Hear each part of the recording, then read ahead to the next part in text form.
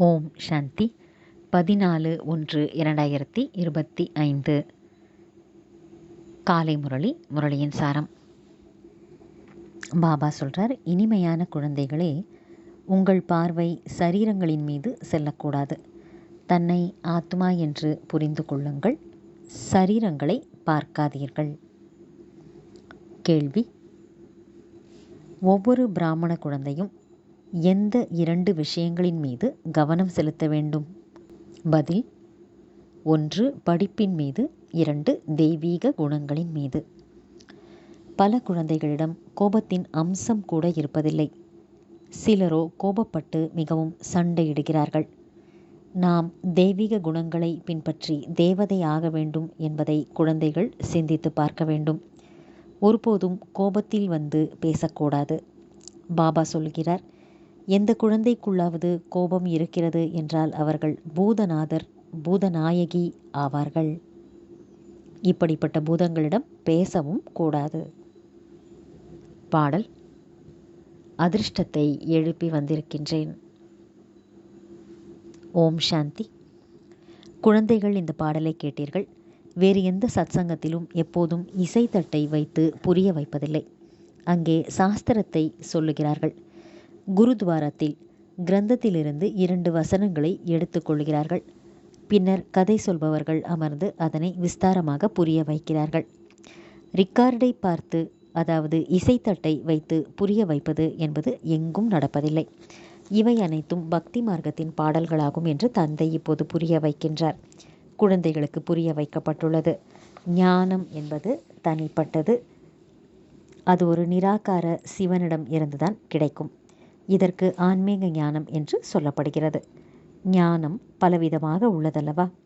இந்த கம்பளம் எப்படி உருவாகிறது என்ற ஞானம், அதாவது அதனுடைய செய்முறை விவரம் உங்களுக்கு இருக்கிறதா என்று கேட்கப்படலாம். ஒவ்வொரு பொருளை குறித்தும் ஞானம் இருக்கிறது. அவை ஸ்தூலமான விஷயங்களாகும்.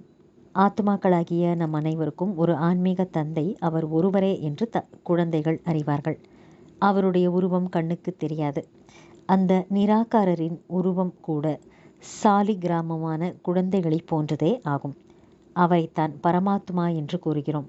அவர்தான் நிராகாரமானவர் என்று கூறப்படுகிறார். மனிதரை போன்ற சரீரம் அவருக்கு இல்லை. அனைத்து பொருட்களுக்கும் உருவம் என்பது கண்டிப்பாக உள்ளது.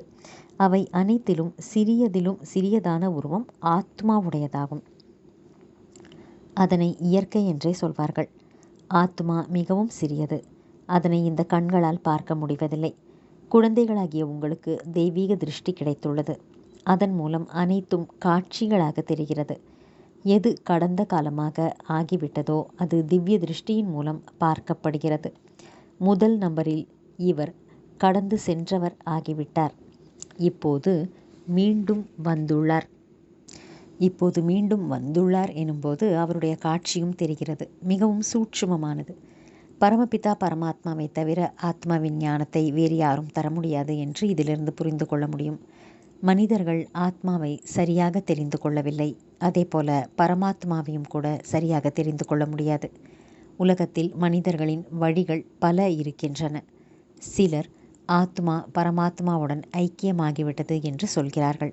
சிலர் வேறு எதையோ சொல்கிறார்கள். இப்போது குழந்தைகளாகிய நீங்கள் தெரிந்து கொண்டிருக்கிறீர்கள். அதுவும் வரிசை கிரமமான முயற்சியின்படி. அனைவரின் புத்தியும் ஒன்று போல பதியாது. அடிக்கடி புத்தியிலும் பதிய வைக்கப்படுகிறது. நாம் ஆத்மாக்கள். ஆத்மாதான் 84 பிறவிகளின் நடிப்பை நடிக்க வேண்டும். தன்னை ஆத்மா என்று புரிந்து கொண்டு பரமபிதா பரமாத்மாவாகிய என்னை தெரிந்து கொண்டு நினைவு செய்யுங்கள் என்று தந்தை இப்போது கூறுகிறார். நான் இவருக்குள் பிரவேசமாகி குழந்தைகளாகிய உங்களுக்கு ஞானம் கொடுக்கிறேன் என்று தந்தை கூறுகிறார். குழந்தைகளான நீங்கள் தன்னை ஆத்மா என்று புரிந்து கொள்வதில்லை. அதனால் உங்கள் பார்வை சரீரத்தின் மீது சென்று விடுகிறது. உண்மையில் உங்களுக்கு பிரம்மாவிடமும் எந்த வேலையும் இல்லை. அனைவருக்கும் சத்கதி வழங்கும் வள்ளல் அந்த சிவபாபா ஆவார். அவரது வழிப்படி நம் அனைவருக்கும் சுகத்தை கொடுக்கின்றார். யார் தந்தையை முழுமையாக நினைவு செய்யவில்லையோ அவர்களிடமிருந்து அவகுணங்கள் நீங்குவதே இல்லை. தன்னை ஆத்மா என்று நிச்சயப்படுத்திக் கொள்வதில்லை. மனிதர்கள் ஆத்மாவையும் தெரிந்து கொள்வதில்லை, பரமாத்மாவையும் தெரிந்து கொள்வதில்லை. எங்கும் நிறைந்தவர் என்ற ஞானத்தையும் கூட பாரதவாசிகள்தான் பரப்பினார்கள். உங்களிலும் கூட சேவை செய்ய தகுந்த குழந்தைகள் புரிந்து கொள்கிறார்கள். மற்ற அனைவரும் அவ்வளவாக புரிந்து கொள்வதில்லை. தந்தையின் முழுமையான அறிமுகம் இருந்ததென்றால் தந்தையை நினைவு செய்வார்கள். தங்களுக்குள் தெய்வீக குணங்களை தாரணை செய்வார்கள். நல்லது. தாரணைக்கான முக்கியமான சாரம்: 1. ஞான சிந்தனை செய்து அத்தீந்திரிய சுகத்தில் இருக்க வேண்டும். யாரிடமும் மூர்க்கத்தனத்தோடு பேசக்கூடாது. யாராவது கோபத்துடன் பேசினால் அவரிடமிருந்து ஒதுங்கி விட வேண்டும். 2. பகவானின் வாரிசாக ஆவதற்காக முதலில் அவரை தன்னுடைய வாரிசாக ஆக்கிக்கொள்ள வேண்டும். புத்திசாலிகளாகி தன்னுடைய அனைத்தையும் தந்தைக்கு சமர்ப்பணம் செய்து பற்றுதலை நீக்கிவிட வேண்டும். தன்மீது தானே இரக்கம் காட்ட வேண்டும். வரதானம்: சாட்சி என்ற பார்வையாளராகி உயர்ந்த நிலை மூலமாக அனைத்து ஆத்மாக்களுக்கும் சக்தி கொடுக்கக்கூடிய தந்தைக்கு சமமான அவ்யக்த ஃபரிஷ்தா ஆகுக.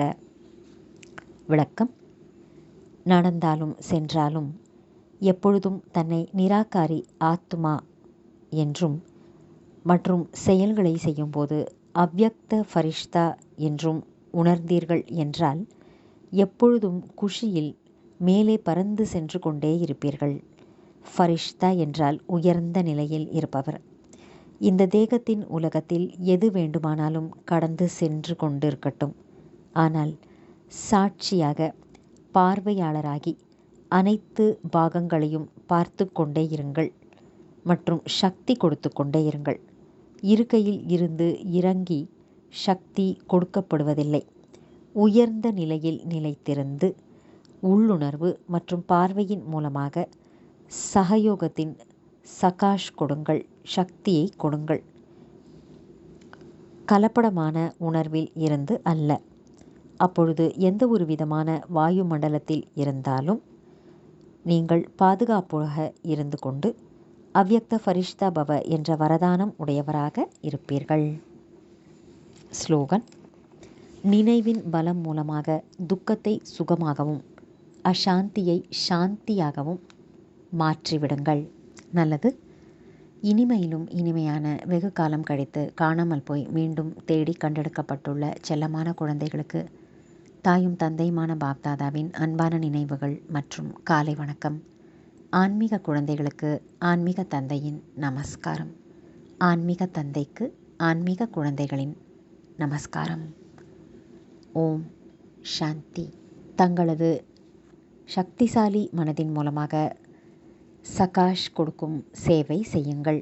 தங்களுடைய சுபமான பாவனை, சிறந்த நல்விருப்பம், சிறந்த உள்ளுணர்வு, சிறந்த அதிர்வலைகள் மூலமாக எந்த ஒரு இடத்தில் இருந்தாலும் மனதின் மூலமாக உங்களால் அநேக ஆத்மாக்களுக்கு சேவை செய்ய முடியும். இதற்கான விதி என்னவென்றால் லைட் ஹவுஸ் மற்றும் மைட் ஹவுஸ் ஆகிவிடுவதாகும். இதில் ஸ்தூலமான சாதனங்கள் மற்றும் வாய்ப்பு அல்லது நேரத்தை பற்றிய பிரச்சனை எதுவுமே இல்லை. லைட் மற்றும் மைட், ஒளி மற்றும் சக்தியில் நிறைந்திருப்பதற்கான அவசியம் மட்டுமே உள்ளது.